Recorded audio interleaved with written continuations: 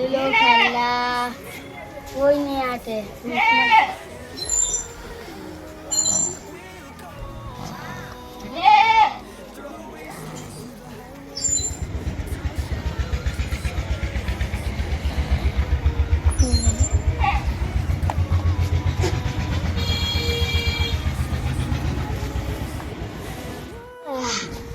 আমার দুটো খেলনা কোথায় গেল? তোমরা আমার দুটো খেলা হারিয়ে গেছে, তোমরা দেখেছো? খেলা দুটো কোথায় আছে আমি খুঁজে রাখবো। ঠিক আছে,